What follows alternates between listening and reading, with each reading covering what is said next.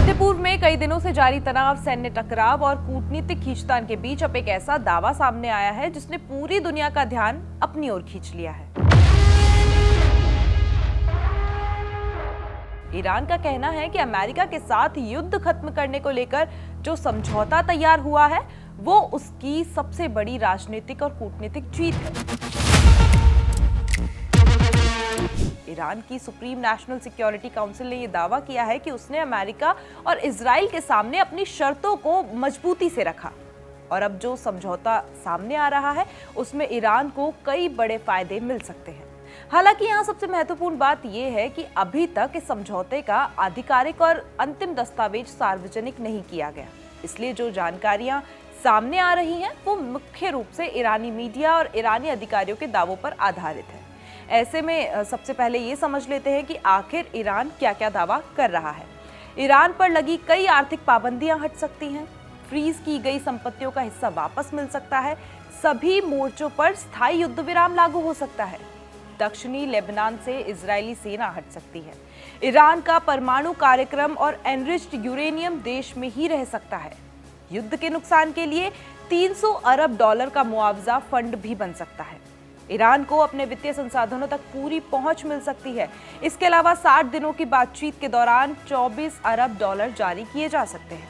Hormuz जलडमरू मध्य के प्रबंधन में ईरान की भूमिका बढ़ सकती है। इसके अलावा भविष्य में हॉर्मुज से गुजरने वाले जहाजों से शुल्क भी वसूला जा सकता है। अगर इन दावों को सरल भाषा में हम समझें तो ईरान ये संदेश देने की कोशिश कर रहा है कि उसने बिना अपनी प्रमुख मांगों से पीछे हटे अमेरिका के साथ समझौते की दिशा में कदम बढ़ाया है। इतना ही नहीं, ईरानी मीडिया का दावा है कि बातचीत के शुरुआती चरण में ही अरबों डॉलर की राशि जारी की जा सकती है और हॉर्मुज जलडमरू मध्य के प्रबंधन में ईरान की भूमिका बढ़ सकती है। अगर ऐसा होता है तो इसका असर केवल ईरान पर नहीं बल्कि वैश्विक तेल व्यापार और समुद्री मार्गों पर भी पड़ सकता है।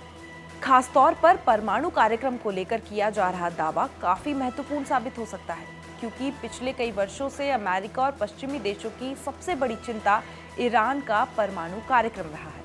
ऐसे में अगर ईरान की बात सही साबित होती है तो उसके लिए एक बड़ी कूटनीतिक उपलब्धि मानी जाएगी और इसी तरह आर्थिक मोर्चे पर भी ईरान को राहत मिलने के संकेत यहाँ पर दिए जा रहे हैं। प्रतिबंधों और वित्तीय पाबंदियों की वजह से ईरान लंबे समय से दबाव झेल रहा है, इसलिए अगर उसकी फ्रीज की गई संपत्तियां वापस मिलती हैं और आर्थिक प्रतिबंधों में ढील मिलती है तो इसका सीधा असर उसकी अर्थव्यवस्था पर पड़ सकता है। इस पूरे मामले में एक और दावा काफी चर्चा में है और वो दावा है युद्ध विराम का। ईरान का कहना है कि लेबनान समेत सभी मोर्चों पर सैन्य कार्रवाई रोकी जाएगी और संघर्ष को हमेशा के लिए समाप्त करने की दिशा में कदम उठाए जाएंगे।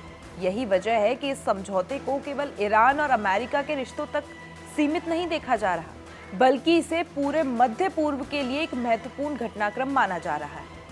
उधर पाकिस्तान के प्रधानमंत्री शहबाज शरीफ ने भी इस समझौते का जिक्र करते हुए कहा है कि दोनों पक्षों ने सैन्य कार्रवाई रोकने पर सहमति जताई है। ईरान ने पाकिस्तान की मध्यस्थता की भूमिका की सराहना भी की है, लेकिन इन सभी दावों के बीच सबसे बड़ा सवाल जो है वो अभी भी यही है कि क्या वास्तव में समझौते में यही बातें शामिल हैं, क्योंकि अब तक ना तो अमेरिका ने इस दावों की पुष्टि की है और ना ही समझौते का अंतिम आधिकारिक टेक्स्ट सार्वजनिक किया गया है।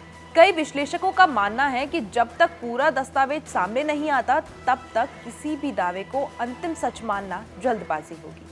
जानकारी के मुताबिक मेमोरेंडम ऑफ अंडरस्टैंडिंग यानी MOU पर औपचारिक हस्ताक्षर कुछ ही दिनों में किए जा सकते हैं। इसके बाद ही ये स्पष्ट होगा कि दोनों पक्ष किन शर्तों पर सहमत हुए हैं और जमीन पर क्या बदलाव देखने को मिलेंगे। फिलहाल इतना जरूर कहा जा सकता है कि ईरान इस समझौते को अपनी बड़ी जीत के तौर पर पेश कर रहा है, लेकिन असली तस्वीर तब सामने आएगी जब आधिकारिक दस्तावेज दुनिया के सामने होगा और समझौते की शर्तों को लागू करने की प्रक्रिया शुरू होगी। यानी अभी दावों का दौर जारी है, जबकि पूरी दुनिया को इंतजार है तथ्यों का और अंतिम दस्तावेजों का।